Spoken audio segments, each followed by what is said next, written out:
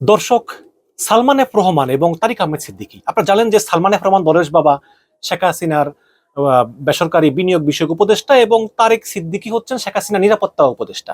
এবং এই দুইজনই কিন্তু বিদেশে দ্বৈত নাগরিকত্ব গ্রহণের চেষ্টা করে ব্যর্থ হয়েছিলেন।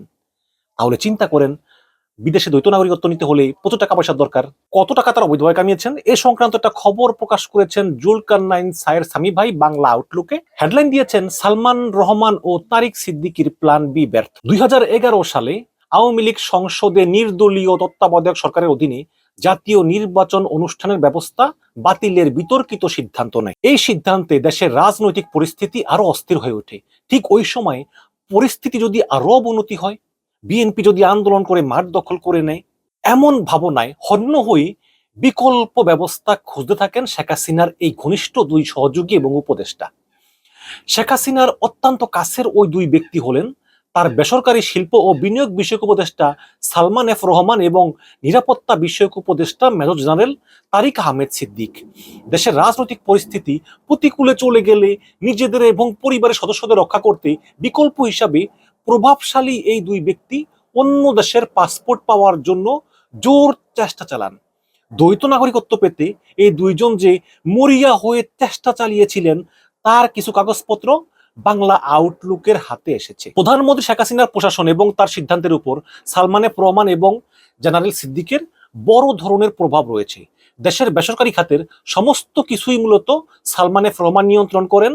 অন্যদিকে বাংলাদেশ সামরিক এবং গোয়েন্দা সংস্থার উপর তারেক সিদ্দিকী যথেষ্ট প্রভাব বিস্তার করেন। প্রধানমন্ত্রী শেখ হাসিনার ছোট বোন শেখ রেহানার সঙ্গে তারেক সিদ্দিকের ছোট ভাই শফিক আহমেদ সিদ্দিকের বিয়ে হয়েছে।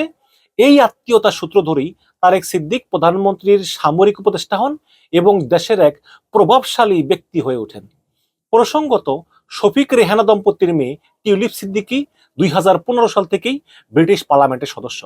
অনুসন্ধানে দেখা যায় যে 2011 সালের শেষ দিকে সালমান রহমান ও তারেক সিদ্দিক সপরিবারে ক্যারিবীয় দ্বীপপুঞ্জের রাষ্ট্র সেন্ট কিটস অ্যান্ড নেভিসের নাগরিকত্ব পাওয়ার চেষ্টা করেন। দ্বৈত নাগরিকত্ব পাওয়ার মধ্যে অনেকগুলো শর্তের মধ্যে অন্যতম হলো দেশটিতে বিনিয়োগ করা। তারাও কিন্তু বিনিয়োগের মাধ্যমেই নাগরিকত্ব মানে সিটিজেনশিপ বা ইনভেস্টমেন্ট পাওয়ার চেষ্টা করেন। দ্বৈত নাগরিকত্বের আবেদন নিয়ে কাজ করা বৈশ্বিক পরামর্শক সংস্থা হেনলি অ্যান্ড পার্টনার্সের মাধ্যমে নাগরিকত্ব পাওয়ার প্রক্রিয়া শুরু করেন তারা। সালমান এফ রহমান সংস্থাটির জুরিক কার্যালয় এবং তারিক সিদ্দিক সংস্থাটির দুবাই শাখার মাধ্যমে চেষ্টা চালান। এখন কথা হচ্ছে যে এত দেশ থাকতে তারা এই 261 বর্গ কিলোমিটারের ছোট্ট একটা দ্বীপ রাষ্ট্র সেন্ট কিটস অ্যান্ড নেভিসের নাগরিকত্বের চেষ্টা কেন চালান? কারণ সেন্ট কিটস অ্যান্ড নেভিসের পাসপোর্ট বিশ্বের শক্তিশালী পাসপোর্টগুলোর মধ্যে একটা। হ্যানলি পাসপোর্ট সূচকে দেশটির অবস্থান 26তম, যেখানে বাংলাদেশের 98তম ছিল ওই সময়। তাই এই পাসপোর্টে ভিসা ছাড়াই ভ্রমণের ব্যাপক সুবিধা পাওয়া যায়। দেশটির পাসপোর্টে তুলনামূলকভাবে কম সময়ে অন্য দেশের ভিসা পাওয়া যায় এবং 156টি দেশে ভিসা ছাড়াই যাওয়া যায়। নিজের জন্য এবং পরিবার সদস্যদের জন্য এই পাসপোর্ট পেতে দেশটিতে এক একজন আবেদনকারীকে $1,70,000 বিনিয়োগ করতে হয়। সালমান এফ রহমান এবং তারেক সিদ্দিক সেই টাকা জমা দিয়েই কিন্তু বিনিয়োগের আবেদন করেছিলেন, যদিও ওয়ার্ল্ড চেক রিপোর্টের নেতিবাচক প্রতিবেদনের ফলে তাদের আবেদন শেষ পর্যন্ত প্রত্যাখ্যান করে এইচপিএল। তাহলে এখন প্রশ্ন হচ্ছে যে আবেদন প্রত্যাখ্যান হয়েছিল কেন? ওয়ার্ল্ড চেক হলো একটা বৈশ্বিক তথ্য ভান্ডার মানে ডাটাবেস। বিশ্বব্যাপী এই ডাটাবেস ব্যবহার করে আর্থিক ও সুনাম ক্ষুণ্ণের ঝুঁকি মূল্যায়ন করা হয়। এই ওয়ার্ল্ড চেকই 2013 সালে সালমান এফ রহমান সম্পর্কে নেতিবাচক প্রতিবেদন দেয়। ওই প্রতিবেদনের ফলেই তার আবেদন নিয়ে সামনে না গানোর সিদ্ধান্ত নেয় এইচপিএল। এই সংক্রান্ত এইচপিএল এর আভ্যন্তরীণ একটি ইমেইল বাংলা আউটলুক দেখেছে, যেখানে গ্রাহক হিসাবে সালমান এফ রহমানকে গ্রহণ না করার কথা বলা হয়েছে। কারণ হিসাবে ইমেলটিতে বলা হয় যে সালমান এফ রহমান একজন জালিয়াতি, আত্মসাৎ এবং দুর্নীতি সহ বিভিন্ন ধরনের সংগঠিত অপরাধের সঙ্গে জড়ানোর অভিযোগে অভিযুক্ত। আর এইসব অভিযোগে 2007 ও 2008 সালেও কিন্তু উঠেছিল। এদিকে ওয়ার্ল্ড চেকের উত্থাপিত অভিযোগের ব্যাপারে সালমান এফ রহমানটি ব্যাখ্যা দিয়েছিলেন, তবে তা সত্ত্বেও এইচপিএল তার আবেদন নিয়ে কাজ না করার সিদ্ধান্ত নিয়েছিল।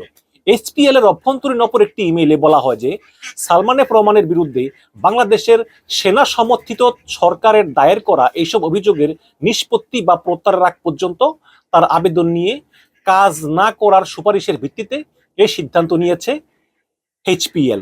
তবে ওই আবেদন প্রত্যাখ্যানের পর সালমান এফ রহমান বিনিয়োগের বিনিময়ে অন্য কোথাও নাগরিকত্ব পাওয়ার চেষ্টা চালিয়েছেন কিনা সে ব্যাপারে কোনো তথ্য প্রমাণ পায়নি বাংলা আউটলুক। তবে তারেক সিদ্দিকীর ক্ষেত্রে কিন্তু ভিন্ন ঘটনা ঘটেছে।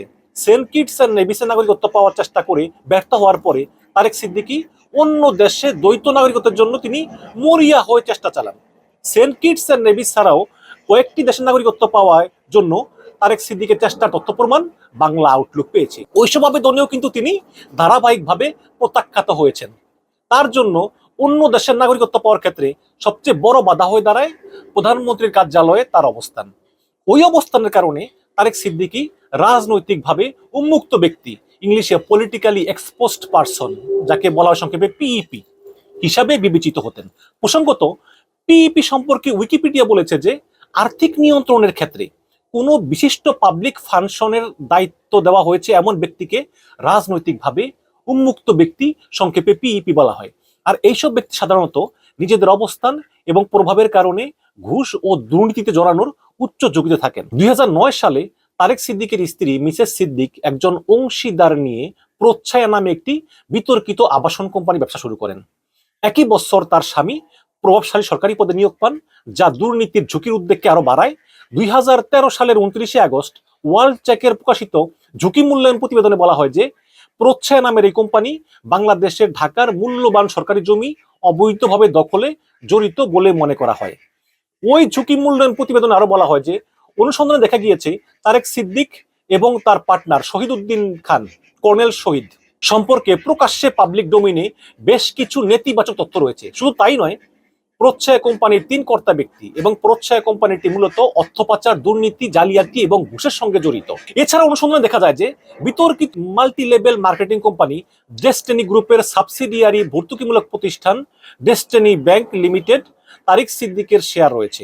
ডেস্টিনি নেতৃত্বে ছিলেন সাবেক এক সেনাপ্রধান যার নাম হারুনুর রশিদ। তবে ওই শেয়ারগুলো মিসেস সিদ্দিকের কোম্পানির মালিকানায় ছিল, মানে তারেক সিদ্দিকের বউ। ঝুঁকি মূল্যায়ন প্রতিবেদন আরো উল্লেখ করা হতো যে এইসব তথ্যের ভিত্তিতে মিসেস সিদ্দিক তার স্বামী এবং তার ব্যবসায়িক অংশীদার শহীদ উদ্দিন খানকে সমন্বিতভাবে মূল্যায়নের পর তারেক সিদ্দিকীর সঙ্গে ব্যবসায়িক সম্পর্ক স্থাপন না করার সিদ্ধান্ত নেওয়া হয়েছিল।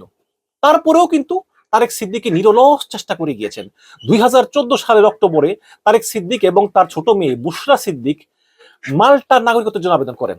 বুশরা তখন যুক্তরাজ্যের লন্ডনে স্নাতক শ্রেণীর শিক্ষার্থী এবং প্রচ্ছায়ার একজন পরিচালক। মাল্টার নাগরিকত্বের সুবিধা হলো যে দেশটির নাগরিকরা ইউরোপীয় ইউনিয়নের যে কোনো জায়গায় বসবাস করে এবং কাজের সুযোগ পান। পাশাপাশি 186টি দেশে ভিসামুক্ত অন অ্যারাইভাল ভিসার জন্য আবেদন করতে পারেন বা ভ্রমণের সুবিধা পান। 2015 সালে মাল্টার নাগরিকত্বের জন্য আবেদনের শর্তে প্রয়োজনীয় বিনিয়োগের মধ্যে ছিল আবেদনকারীকে 6.5 লাখ ইউরো পরিশোধের পাশাপাশি বন্ড এবং স্থায়ী সম্পদেও অতিরিক্ত বিনিয়োগ করতে হবে। এছাড়া স্ত্রী ও নির্ভরশীলদের জন্য বাড়তি ব্যয় করতে হবে। সেই সময় নিজের আবেদনকে জোরদার করতে এই তারেক সিদ্দিকীর বউ মিসেস সিদ্দিক মালয়েশিয়ার সিআইএমবি ব্যাংকের একটা স্টেটমেন্ট জমা দেন। জমা দেওয়া ওই স্টেটমেন্টের কপি বাংলা আউটলুক পেয়েছে। মজার ব্যাপার হলো যে সিআইএমবির ওই ব্যাংক হিসাবে 2014 সালের 12 ডিসেম্বর মাত্র $500 জমা ছিল, কিন্তু 2 সপ্তাহের মধ্যে ওই একই অ্যাকাউন্টে $7,60,482 জমা হয়। 2 সপ্তাহের ভিতরে টাকা কিভাবে এলো? আর ফেব্রুয়ারি নাগাদ মাল্টা নাগরিকত্বের জন্য ওই ব্যাংকের অ্যাকাউন্টে মোট জমা হয় $2,76,000,000, যা প্রায় $27,60,000। মাল্টার নাগরিকত্বের আবেদনের জন্য এবং প্রয়োজনীয় বিনিয়োগের জন্য যা যথেষ্ট ছিল, কিন্তু এই আবেদনও খারিজ হয়ে যায়। তারপরও তারেক সিদ্দিকীর পরিবার অন্য দেশের নাগরিকত্ব পেতে চেষ্টা করেন। 2015 সালের ডিসেম্বরে তারা সাইপ্রাসের গোল্ডেন পাসপোর্ট স্কিম পাওয়ার চেষ্টা করেন। এই স্কিমের আওতায় সর্বনিম্ন 20 লাখ ইউরো বিনিয়োগের বিনিময়ে দেশটিতে নাগরিকত্ব পাওয়া যায়। এই চেষ্টাও প্রত্যাখ্যানের মাধ্যমে তিনি ব্যর্থ হন। যদিও পরবর্তীতে তারেক সিদ্দিক তার ছোট মেয়ে বুশরার জন্য বিদেশে থাকার ব্যবস্থা নিশ্চিত করতে পেরেছিলেন। কিভাবে? বুশরা করছে কি, বুশরা ব্রিটেনের বিশ্ববিদ্যালয়ে পোস্ট গ্রাজুয়েট সম্পন্ন করার জন্য 2016 সাল পর্যন্ত ইংল্যান্ডে বসবাস করতেছিলেন। 3 বছরের কোর্সের মাঝপথে তিনি আমেরিকান ইনভেস্টমেন্ট ব্যাংকের গ্রাজুয়েট প্রোগ্রামে যুক্ত হন। 2018 সালের জুলাইয়ে বুশরা এবং তার স্বামী মোহাম্মদ আশিক সালাম মিলে লন্ডনের অভিজাত গোল্ডার্স গ্রিনসের পার্শ্ববর্তী এলাকায় নগদ 25.5 কোটি টাকা দিয়ে একটা ডুপ্লেক্স বাড়ি কিনেন। লন্ডনে 25.5 লাখ ইউরো দিয়ে বাংলাদেশে প্রায় 25 কোটি টাকা একটা ডুপ্লেক্স বাড়ি কিনেন। এবং আশ্চর্যের ব্যাপার হলো যে এই দম্পতি যখন বাড়িটি কিনেন তখন এই তারেক সিদ্দিকীর মেয়ে বুশরার বয়স মাত্র 20 বছর পারাইছে। তাছাড়া তারা যুক্তরাজ্যে গিয়েছিলেন স্টুডেন্ট ভিসায়। তাই স্বাভাবিকভাবেই প্রশ্ন ওঠে যে ওই সময় তারা কিভাবে এত ব্যয়বহুল একটা বাড়ির মূল্য পুরোটা নগদ টাকায় পরিশোধ করেছে, যেটা প্রায় 25 কোটি টাকা। এই টাকা তারা কোথায় পেলেন?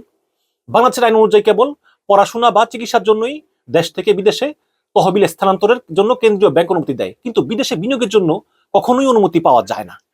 তাহলে প্রশ্ন হচ্ছে, বাংলাদেশের নাগরিক হয়ে বাংলাদেশে বাস করে কিভাবে ওই দুইজন এইচপিএল এর লাখ লাখ ডলার ফি এবং অন্যান্য ব্যয় মিটিয়েছিলেন?